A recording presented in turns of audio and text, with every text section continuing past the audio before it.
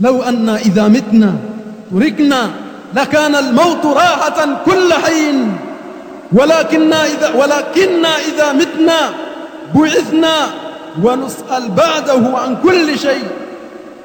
Lau ingelikuwa sisi wana Adam tunapokufa ikawa habari yetu imekwisha, hakuna kufufuliwa mbele ya Allah, hakuna kuhesabiwa mbele ya Allah, hakuna kulipwa mbele ya Allah, ingelikuwa mambo yanaenda hivyo, lakana almautu rahatan kull hin, umauti ungelikuwa ni raha na ni furaha kwa kila aliyekuwa hai.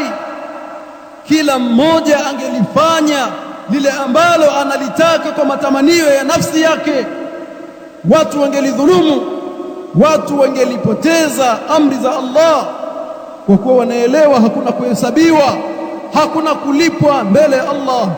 Walakinna idha mitna, lakini sisi wana Adam tutakapokufa, bu'ithna, tutafufuliwa kwa Allah subhanahu wa ta'ala, wa nus'al ba'dahu an kulli shay, na baada ya kufufuliwa kwa Allah tutaulizwa kuhusiana na kila tulichokifanya na kukisema katika maisha ya dunia.